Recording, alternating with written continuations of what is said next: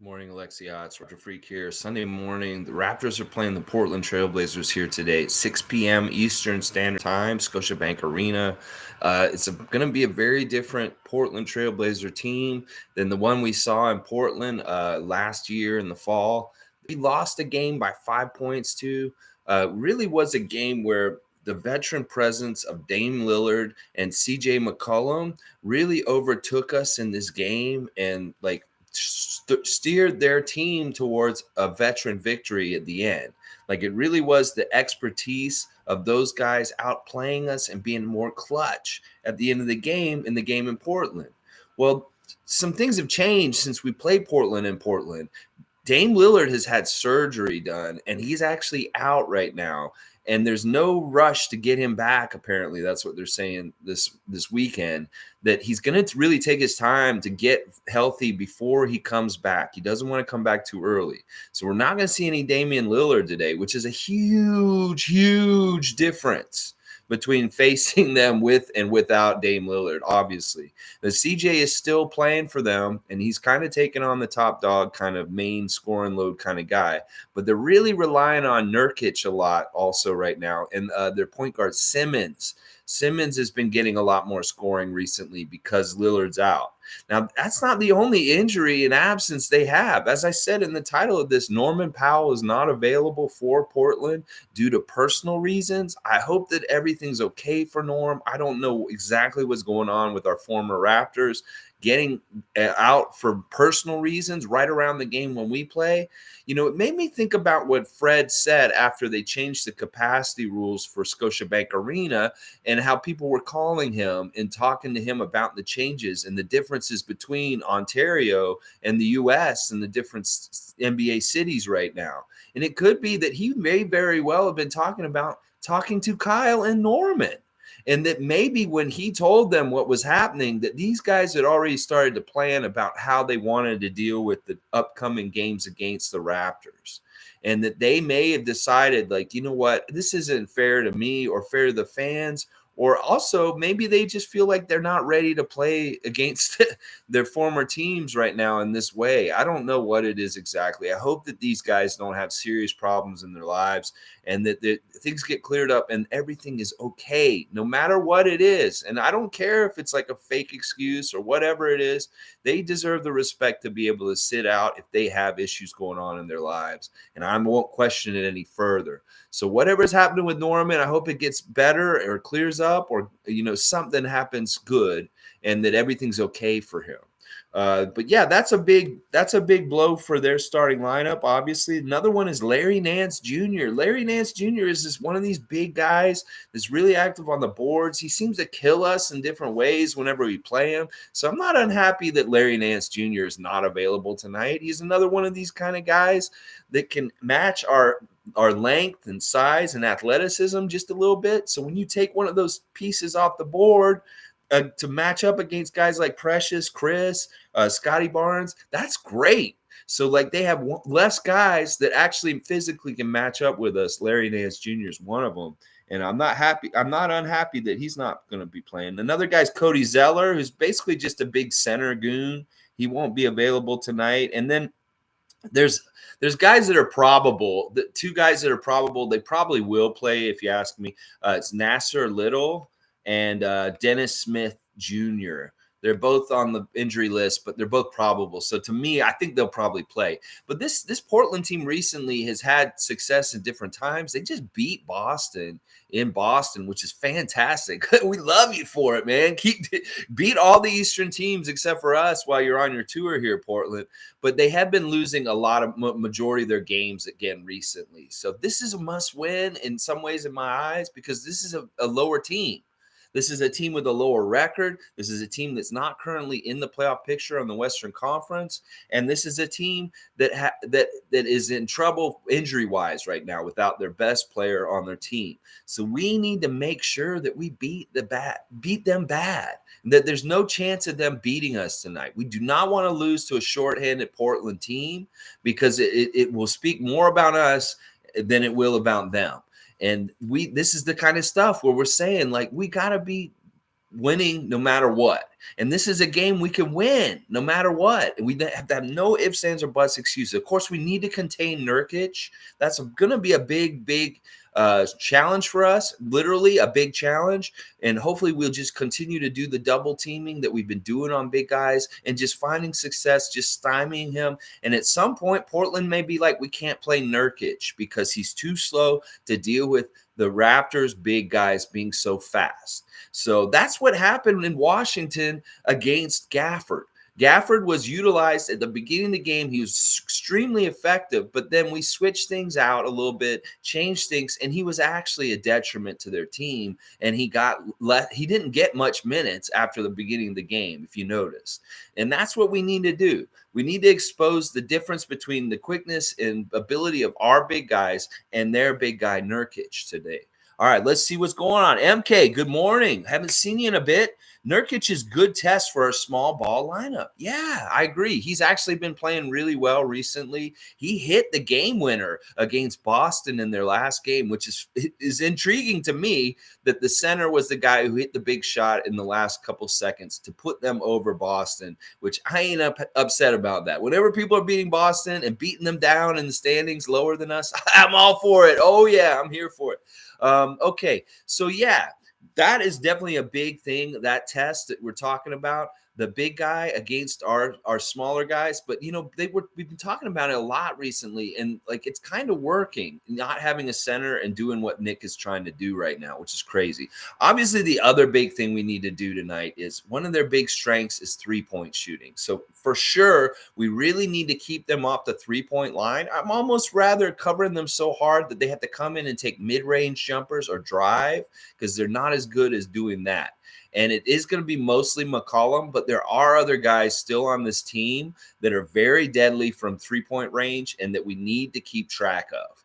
So, they're weird, like they're weird kind of mid-level guys that aren't super, super great, but it's guys like Covington, Robert Covington, and Simmons, as I mentioned before. Ben McLemore, he's another one of these kind of guys that kind of can shoot threes here and there and can be a problem. They're not even playing Tony Snell, so I'm not as worried about him, but maybe he will play today just because of how many injuries they have and stuff like that. So like the Portland lineup's going to look like Anthony Simmons, CJ McCollum, Nurkic, Covington, maybe Smith Jr. and Little, McLemore. I say Macklemore like it's the guy at the Goodwill or the tags guy. McLemore is his name. It's not the rapper. Those kind of guys. So it's a lesser talented Portland team. So we need to really beat their ass. Oh, yeah, we do. MK, more Scotty paint touches, please. Yes, MK, I am totally with you on this.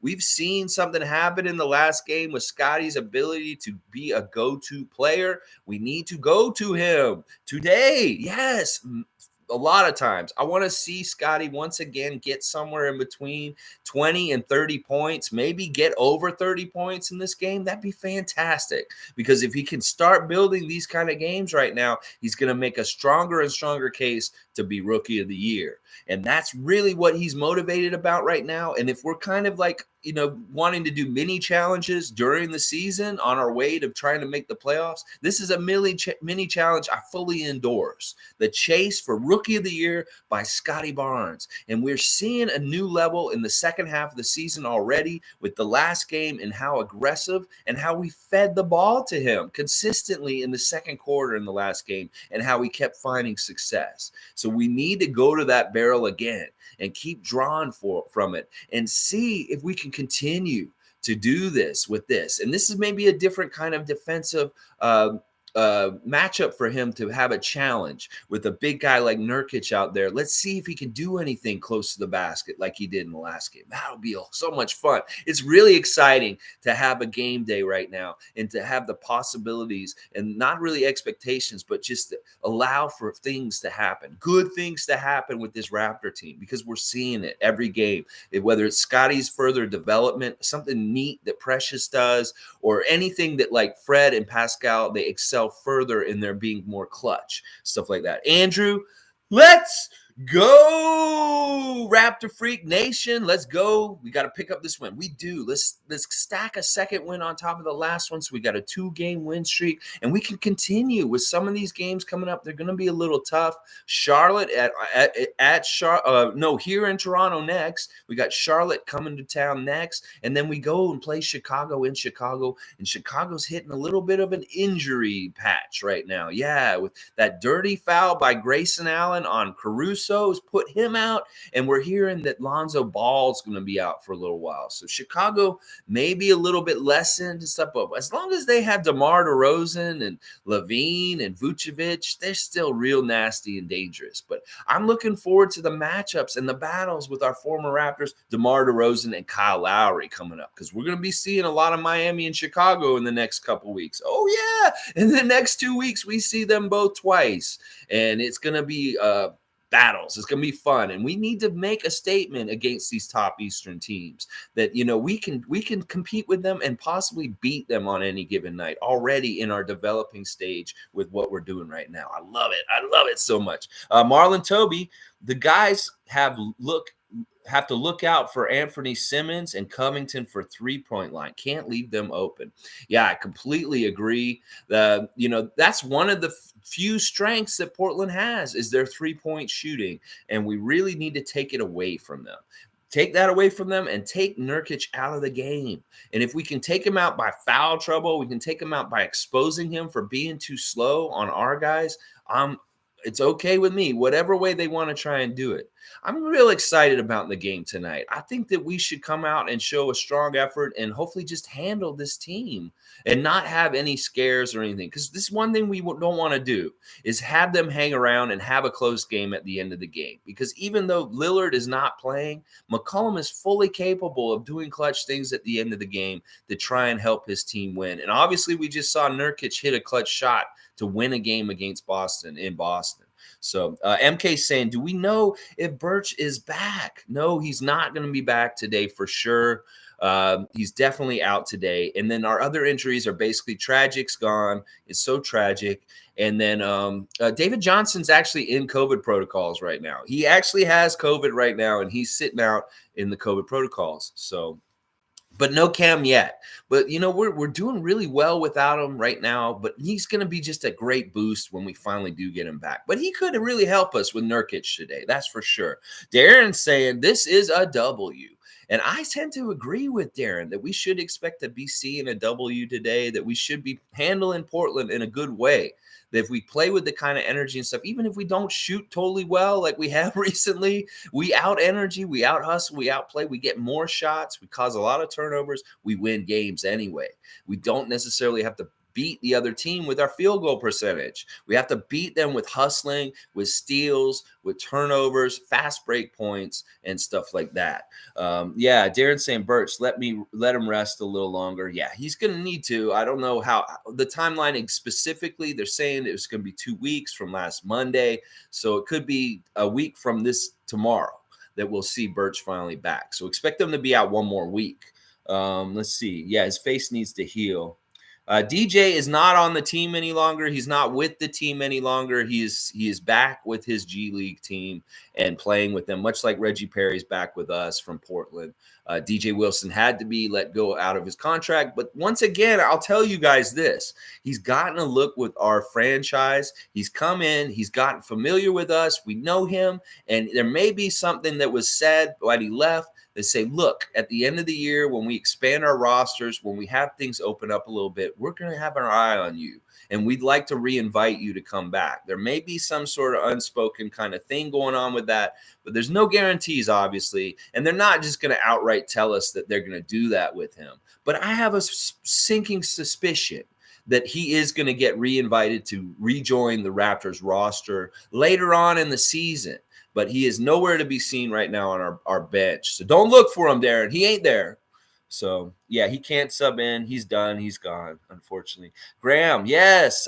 Good morning, Graham. Always good to see you, my friend. Heard Norm Powell is out. Yeah, Norman is out. I don't think he's even gone on this trip for Portland. He was not there in Boston for their game before this, and I don't think he's going to come to Toronto tonight either. What's the point? I mean, there's no fans there. You don't want him to have to deal with the border. Once again, this is an issue for Western Conference teams that only come to Toronto one time for the year.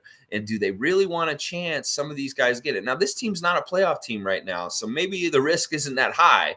But also, it's kind of sad and pathetic. And I don't think Norman wants to come back and see how things are here right now with no people in the building and feel sad about it. Like, if he's having issues already in his life, I'm sure it would be really depressing for him to come back, see the empty arena, and see where he's on the Portland team now and stuff like that. So this is much better. Don't come on this trip, Norman. Don't even come to Toronto right now. It's still got a bunch of snow out on the ground out here. It's miserably cold here. It's like -10 still. It's crazy weather. And you don't need to come here, Norman. Stay away. Come back next year. When Portland visits Toronto next year, we'll have everybody in the building, hopefully then, and we can do this properly. So, yeah, that's a big part of it right there. And I think this is a similar thing for Kyle. But, they've announced how their strategy is to reopen Ontario is. And the timeline's basically like this, guys. At the end of this month, on February 1st, they're going to open it up again a little bit to some of the public. And I don't know how many people they're going to let in because it's still a small number. It still may be kind of like what it is, except there'll be more MLSE kind of connected people in there sitting in the crowd with the family and friends, people like that. It's very tough to get those tickets. You really need to know somebody who works for the team to be able to go to the game when it's like this right now. But halfway through February, they want to go back to 50% capacity by around Valentine's Day. That they'd like to have it back to where it was when it was half full. And then they're aiming for mid-March to be full capacity and have the whole building 100% again. And that's good because Miami still plays one game in Toronto in April. And that could be the game where we can have an actual homecoming and thank you and welcome back for Kyle Lowry at that point. It's really weird, like this age of pandemics and stuff like that, because literally our building and our crowd seems like it's on the DL right now. It's like if we could get our crowd off the DL and back into the game, it would really help us. So they're shooting for mid-March to be 100% back at the Scotiabank Arena. And I hope that this actually all happens the way they're laying it out. If it happens a little sooner, that's great too. No setbacks, no weirdness. Ontario, keep going in the right direction with the numbers. Get out there and get your boosters. You get your first shots if you haven't even done that yet. And this will all help things get this going. It's a team effort by us in society in the way we're living our lives. So we need to get off the DL as fans. That's what I'm saying, y'all. All right, let's see. Darren's saying 30 for Scotty tonight. I love that. I want to see it. Some people were upset in the last game that he didn't get a chance to get 30 because we didn't feed him more in the fourth quarter against Washington. Well, we won. That's all I care about. And I'm sure Scotty doesn't care about 3 extra points. He cares about that. And, that's going to be fun to see him try. He's going to go for it. He's going to go for a couple things soon. And he'd be really smart if he could get a triple-double before the end of the year, because a triple-double is a really hard accomplishment. And anybody who gets it in their rookie year shows a sign of being very special. So, Scotty, there's your new challenge. I seen you bust out against Washington in the last game. Bust out again, but this time do it in an all-round way and get a triple-double and show that you are one of these guys that are going to collect them a lot throughout your whole career because you're getting them as a rookie. Yeah. Or if you don't do that, then go for the 30. I'd love to see you get the 30 points also, because these are 2 strong statements for your case for being rookie of the year. And I want to see you do that. Andrew's saying he wants to see him feast tonight also. Yes, we do. We want to see him feast. Yeah, Darren, unfortunately, the DJ thing happened that way. It's just how it goes. These chances you get are few and limited, and they're slim and they're tough. So you really got to make a good impression. And we barely got to see him play. He only played in 2 games for us during both 10-day contracts. He didn't play at all during the second one. But that was partly because of the timing with Yuta coming back from COVID and stuff like that. But yeah, Darren's saying he thinks DJ Wilson will get signed next season. He's a good bench piece. Who knows? It could happen this offseason that we actually sign him to a contract and get him on a regular roster. DJ's got to think about, well, there may be a short-term failure or sadness right now, but there could be setting himself up for something better down the road. That's the way he has to think. Because it may be, franchises' hands are tied with roster spots and salaries and different things like that. They can't always make room for just whoever they want and stuff like that. So he may get his chance some way, somehow. If it's not at the end of the season before the playoffs, it may be what you're saying, that this offseason we look at him and get him on officially that way. So we'll see. We'll see. Darren's saying, so Raps score 108, Rip City 98. That's Darren's prediction for the game tonight, that it's going to be 108 to 98 for the Raptors. I like that prediction. That's a solid score, and it seems pretty good because we're keeping them under 100 points, and that really is a goal that Nick Nurse has been having lately, trying to keep the other team under 100 points. We've had mixed results on that, and getting our points up over 100. So Andrew's saying Ontario is going to take forever to reopen. I don't know about that. I think that we've already done a pretty good job already in this last close down in January. I mean, I live right downtown, and I'm seeing like people doing the right things, like staying home, staying masks, doing that kind of stuff. So hopefully it just stays on schedule and it happens where we are all back by mid-March. That would be fantastic. Darren, Scotty will need to be fed from Fred VanVleet and Pascal to get 30. Yeah, and he should be getting that at some point. I'd really like to see this kind of thing where we play our offense like a piano. We have these different keys that we can just tap and play in their different notes, whether it's Fred, 3-point, or Pascal, drive and spin, OG, bulling to the rim. You play the different keys at different times depending on what's working with the flow of the game. And it may be that you can feed Scotty over and over a few times down the court with that beat of the rhythm. Scotty in the lane, turn around and make it, that kind of stuff. But that's the thing. We want to keep them guessing. We don't want them to get too like, oh, they're going to keep doing this over and over again. Go and do it for a little bit, but don't do it the whole time and let them figure it out, but then come back to it again.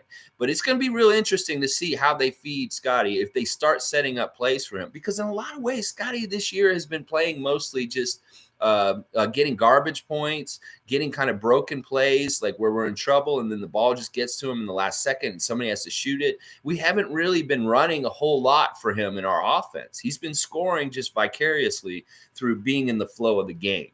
And if we actually start feeding him on purpose, we could see some real big production, because I don't really even feel like we've been feeding him on purpose at all this season, hardly at all, until that second quarter against Washington. Kenne, let's see if Malachi plays garbage minutes. I didn't want to bring up Malachi right now. Eric Flynn, I found him on Facebook, and I directly messaged him myself. I told him, you're hurting your son's career, and you're going to get him sent out of the NBA if you don't shut the fuck up. I didn't say it exactly like that, but I was basically like, you're hurting your son. Please stop. You're not going to help this situation with what you're doing. His Facebook is really messed up, and he is all over the place. And honestly, he is an idiot. But at least let's stop the bleeding and get him to shut the fuck up. Because I'm so sick of this. I don't care if Malachi ever plays again. He could sit at the end of the bench and just go away for all I care at this point, because his dad is really like ruining his career for him.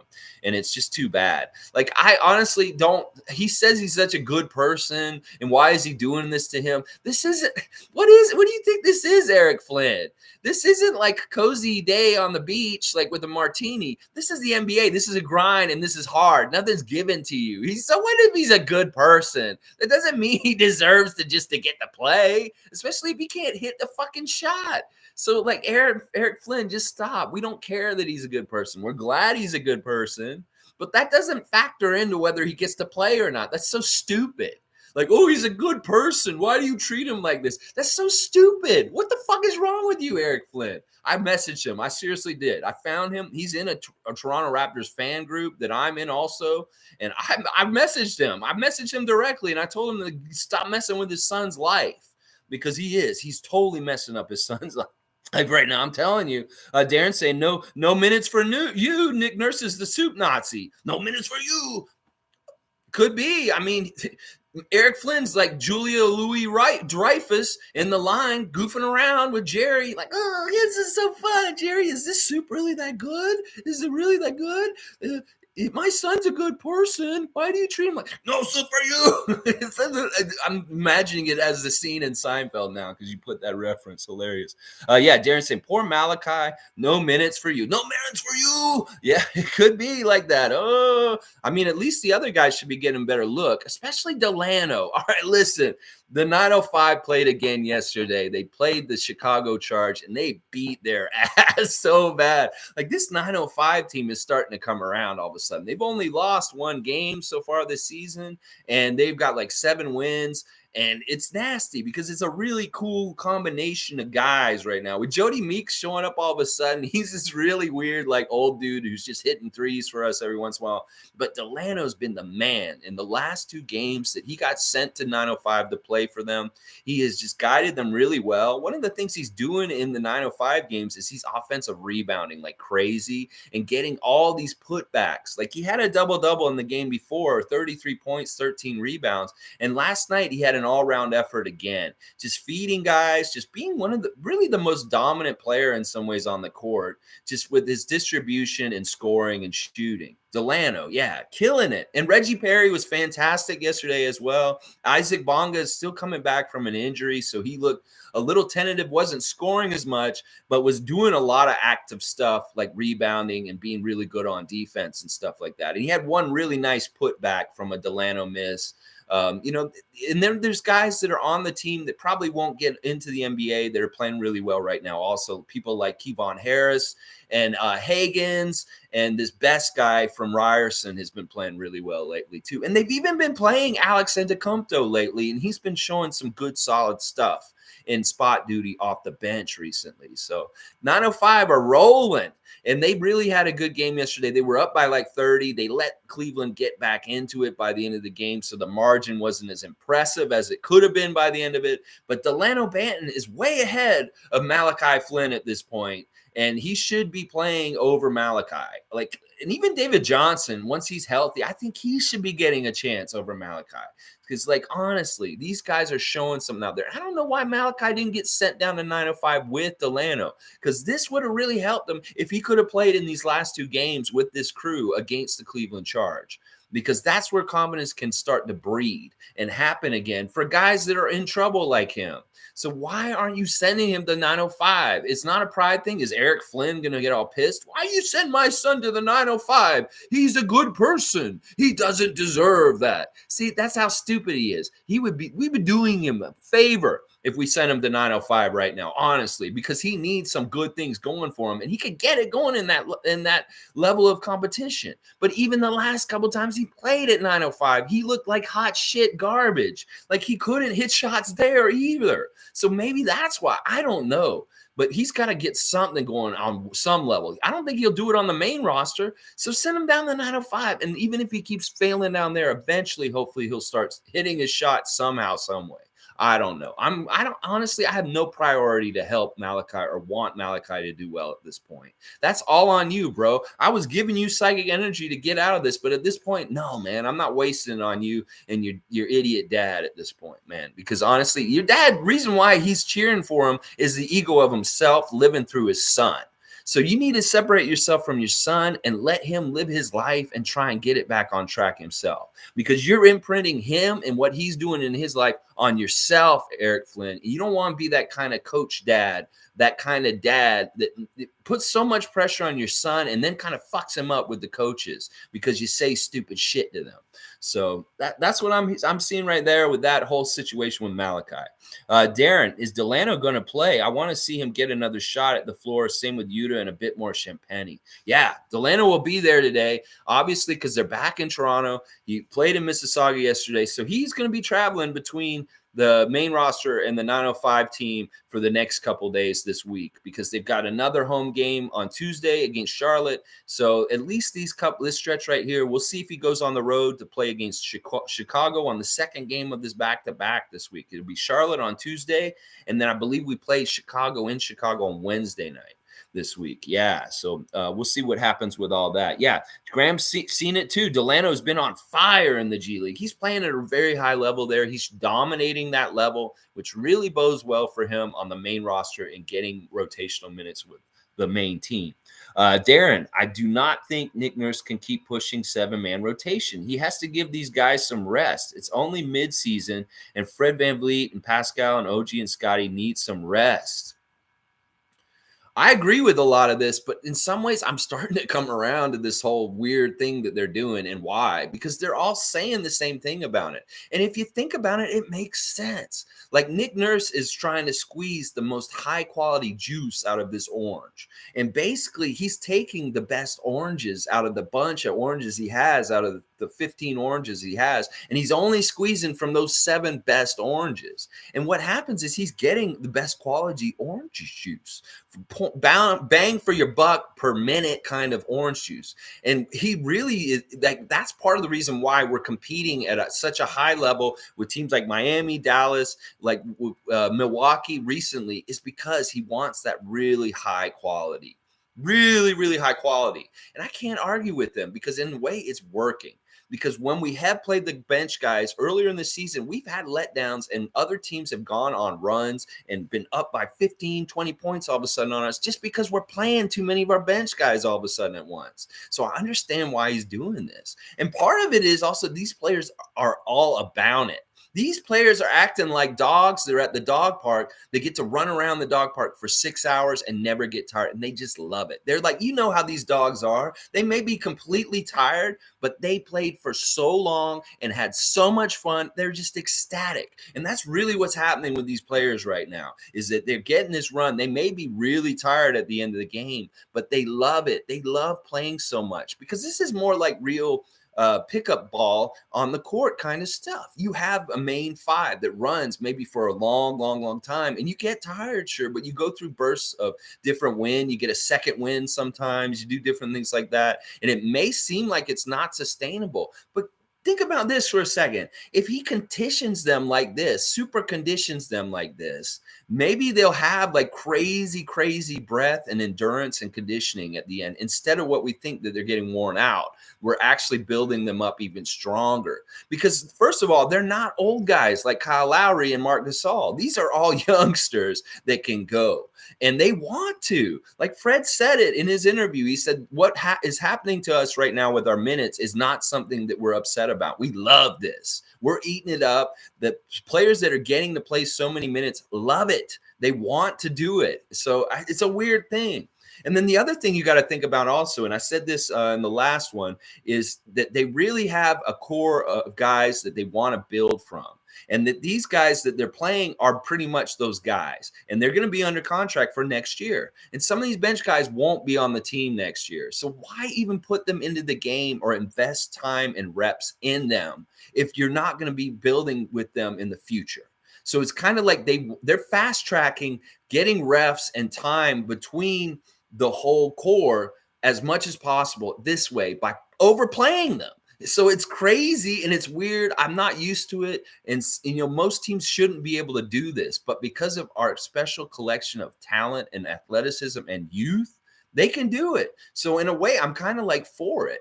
And as we get guys like Kem back, we got Gary back, hopefully it can be expanded to 8 or 9 or 10 eventually, as these, maybe the guys at the bench, somebody shows up and they actually start producing regularly, okay, like Yuta or Svi.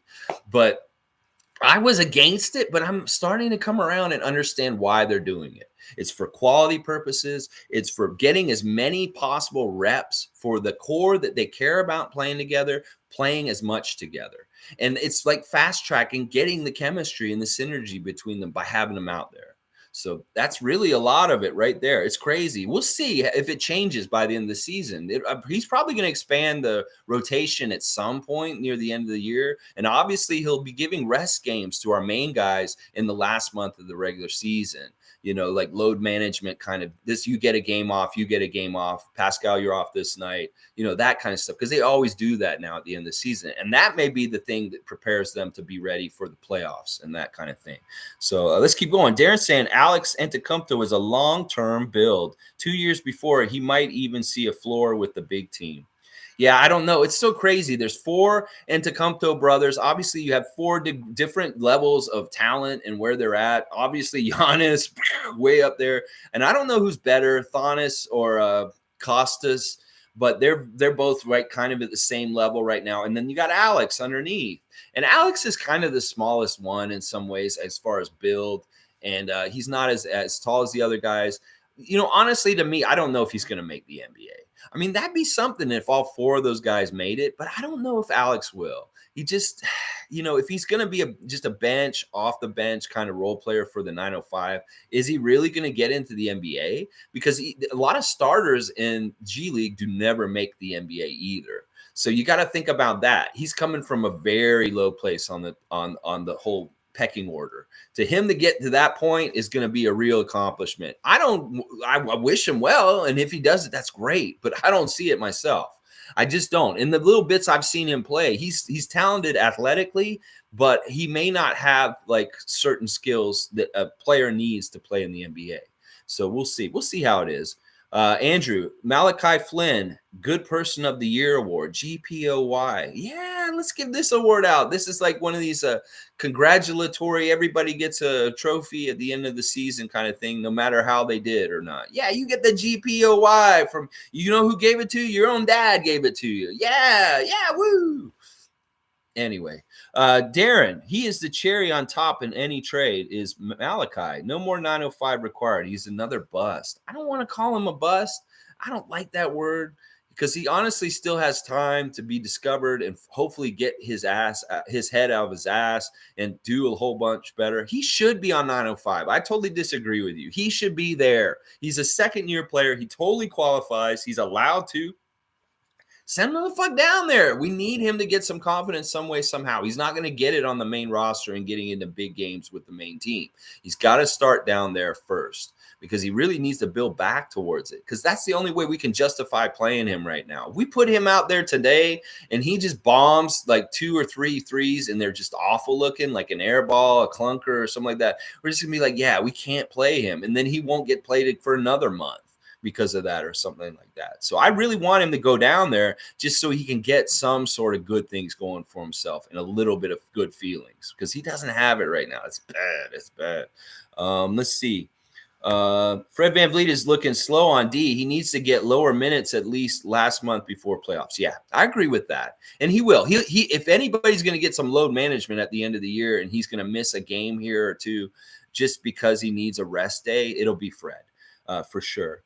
Fred VanVleet's been really pissy at refs now. Bitches a lot when he doesn't get obvious and ones or fouls, but he is trailing the play at times because of them moaning. He doesn't do that as bad as you think. Like, he hasn't caused us too much trouble because he's taken too much time to yell at the refs. And honestly, we need him to politic with the refs because in a way, he's doing a better job than Kyle used to because honestly, there's not as much animosity towards our team with the refs. This was something at the beginning of the year we talked about with the Kyle factor. If Kyle's on our team, do the refs treat us better? Well, they do. That's at least from what I've seen this year. It seems like the refs do treat us better now that Kyle's not on our team. And, I don't think that they have that much adversity towards Fred. I think he's very fair and really smart about how he talks to the refs because I've heard him a couple of times what he's saying. He's just asking for consistency. He wants them to be consistent in how they call it at both ends of the court.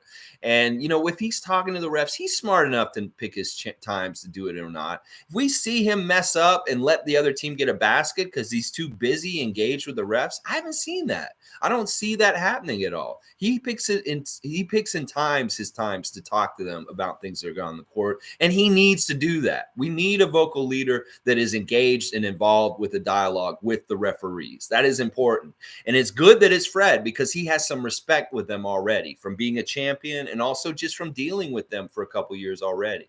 So I actually think that the referee relationship with Fred VanVleet's actually pretty good. We still don't get calls, but that's everybody doesn't get these stupid calls like the and ones and stuff because they're playing more like no whistles this year. Like they don't necessarily want to give people and ones at this point because they don't want to stop the flow of the game and set up a free throw, just one and stuff like that for that kind of stuff. Sometimes they just want to keep going and they do rob us of points sometimes by not giving us and ones. But Fred needs to politic. He needs to be out there representing the Raptors and doing his best to try and get us calls. And he seems like he's doing a good job because the calls have been pretty good for us this year, especially recently. In some games, not so much like the Detroit game, but other games, yes, like the last game. Let's see. Darren saying the bench has to be better to make this team work better. Yeah. I mean, if we can be really good with our core this year, our starting and our bench is just a wash this year, then, we fix that this offseason. Just think about that next year. We don't lose anything and we just add to the things that we're missing. Then next year we could be super, super badass. But I'm not giving up on this year yet. I think that what we've got this year can do some special things right now. And that we've talked about this a little bit recently, that Scotty Barnes may have another gear that he can go into that we kind of saw on Thursday on the last game with Washington on Friday night. And that, if he has a playoff mode like Kawhi does, where Kawhi goes in the playoffs, he plays at a different level. That could be really interesting for us in playoff games come playoff time. If Scotty Barnes ups his aggression and the way he plays because it's the playoffs. So I'm really curious about that. And also just in general to see how we do in a playoff kind of atmosphere with our style of play and our roster and the way we are now. So, yeah, Tom Duke, I'm with you, man. Sunday morning prayers that the Toronto Raptors stay healthy and stay off the injury list as much as possible. Kem Birch, please come back and never go back to the injury reserve again for the rest of this year. Yes, please. That would be great. If his nose heals, he has a mask for a little while, and he doesn't have to go and miss any more games for the rest of the season because Kem is such a huge, big part of us winning at times. Yes, yes. And Tom, all right, let me do it right now. Here is your realistic Raptors mascot matchup for today. Well, the Raptor wasn't always just a grown-up Raptor. He is a kid at the time. And when he was a young child, he went to school and they had computers. Yeah, they had an old Apple IIe computer and it had green graphics on it. And it was pretty archaic because the Raptor's old. Let's get it straight. The Raptor's like me. He's probably born in the 70s, just like I was. And, when he played he had a game that he liked to play. And it was called the Oregon Trail. And it was basically you have these people that you want to get across the country, the United States, on this trail to Oregon to be able to start a new life in the frontier world of Oregon. And these people were called Trailblazers. And well, the Raptor, he liked playing this game. He really enjoyed playing Oregon Trail. It was fun. You had to have oxen and yokes, and you had to go shoot animals on the way there to feed your family. And if you didn't feed them, they could get sick and die, or they could get cholera or dysentery. Well, you know what? The Raptor was feeling a little sadistic on a certain day. So he let his Trailblazers starve. Yeah, they died of dysentery. Yeah, they dysentery and they got dysentery. Yeah. That's how it went down. He was just playing the game and he was in control. And he decided, you know what? This family makes me mad. So I'm not buying them any clothes at the next trading post. And I'm not going to go shoot any whole bears for them and feed them with 200 pounds of meat. I'm going to go ahead and let them just starve. And that's how the Raptor beat the Trailblazers. There's your realistic mascot matchup of the day, Tom Duke. I hope you like that throwback to that old classic, the Oregon Trail. I know a lot of y'all played that game. There's been updates too. It's a good one. All right, let's keep going. Darren saying Yuta, Boucher, Delano, Achua, good four there. Yeah, if this is our good four bench players, I like that list, and hopefully Svi can be added to it also. Let's see. Yeah, I don't think Svi's completely done. Did you guys see the open gym this weekend for Svi? It's very telling, and in some ways, I'm really worried about him. Because honestly, I don't think that he has the respect of his teammates or even his coaches.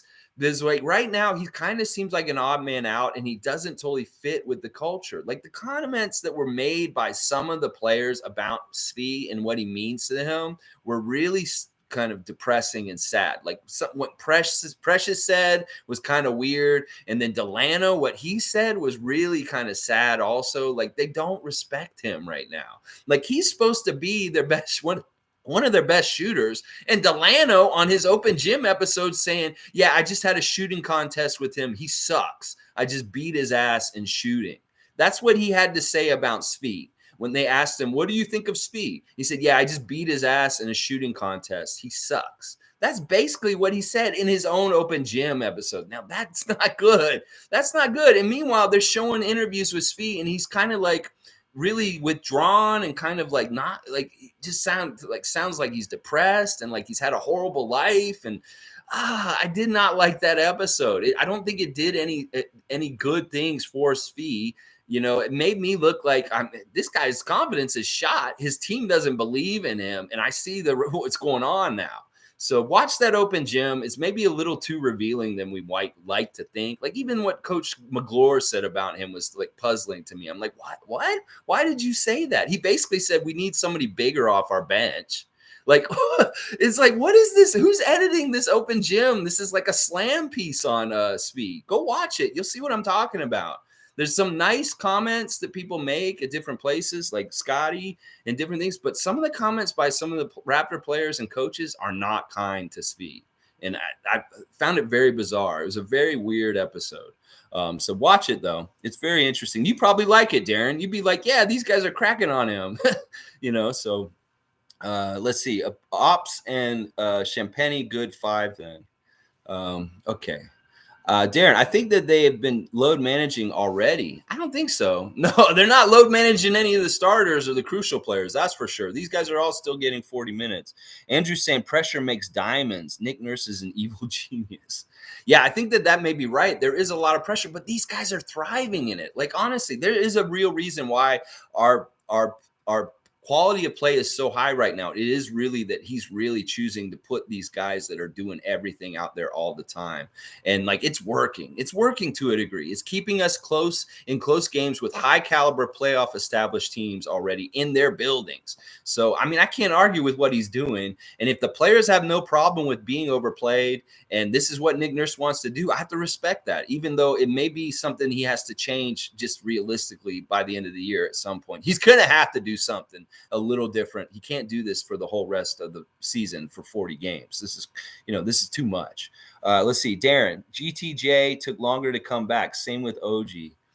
Gary looked great in his first game back. And this really is a Gary game today because this is his old team, Portland. And Norman's not going to be there. So we don't have this whole gauge of who's better at this point between them in this game. So Gary really needs to come out tonight like gangbusters and kill his old team and just really, really have a good game. I'd love to see that tonight. And it really is his for the taking. He can just come out there and just play really well at both ends of the court, whether it's his defensive stuff or hitting shots.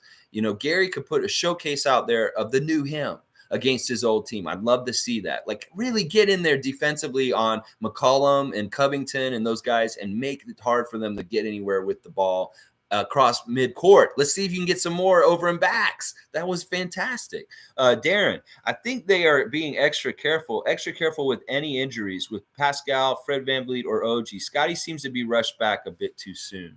I don't think Scotty was as hurt as he seemed. Like, that knee tendonitis is kind of just an aggravating one. It's not really like a real strong hurt. So I think he's fine. He looked fine to me. But, the thing that's a real strength and allows Nick to do this is the monitoring of Alex McKechnie. Like, the sports science and medicine that he's doing with these guys, monitoring them, like their heart rates, their different things like that. He can really go in and get diagnostics on how they're doing with this crazy heavy rotation minute stuff. So he can keep track of, well, maybe this guy, maybe he's a little bit too overworked or something like that, fatigue and stuff like that. And hopefully that's part of what will be a safety net and keep these guys away from possibly getting hurt because of playing so much. It's really Alex McKechnie is monitoring all this. And I love that they show him on the bench and he's always got the extra shield. He's got the mask on under the extra shield. And I don't know if that's because he has his own health issues and he's needing to be more extra protected himself. But I think it's cool that we always have him on the bench, like with extra, like the face shield. It's cool. Let's keep going. Flynn's dad babies him. Otherwise, he would stay quiet. I don't think he babies him, honestly. Just think about how he is behind the scenes. He's probably an asshole. He probably overanalyzes everything that Malachi does and tells him exactly how he could be better, even though he probably got nowhere near to this kind of level of basketball competition and stuff like that. So I think he's under more pressure with his dad behind the scenes in some ways than he is with the team. So, because it really is that kind of thing where the parent lives through the child. And like in a way, Eric Flynn thinks that he's helping to fight for his son's career by doing this kind of stuff where he's not. You're making it worse. And he doesn't need this extra pressure that's unnecessary just because you feel like saying something, because it's not going to help. It's not going to help. Nick Nursery was one of the dumbest things I've ever heard you say. And then don't even get me started on the Golden State stuff you said. And then, like, really, he's a good person. You need to treat him better. Come on. Come on. This is the NBA, man. This isn't out picking flowers in the field, man. Come on. Oh, my gosh. Yeah, okay, Darren. MK, definitely Flynn's dad is not a Montessori parent. Yeah, I don't think so. I don't think he's a Montessori parent. I think that it's hilarious that you use that term.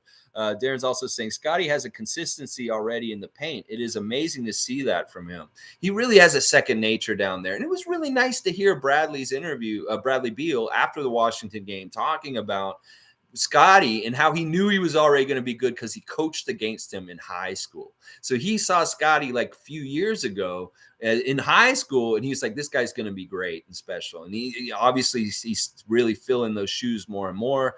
And let's see what happens tonight. Yeah, I know we're all excited to see Scotty play tonight for sure. Tom Duke absolutely loves the mascot matchup. I hope you played Oregon Trail as a youngster, Tom, like I did when I was in elementary school in the 80s. What a fun game. It was a really good, important early video game in PC history. Like one of the first, like put it in there with Pong and Sargon and, stuff like that. Castle Wolfenstein. You guys remember Castle Wolfenstein walking around with the gun? Like, pss, pss, pss, pss, pss. Oh, man, the original Castle Wolfenstein with the green lines on the Apple IIe computer. Oh, my gosh.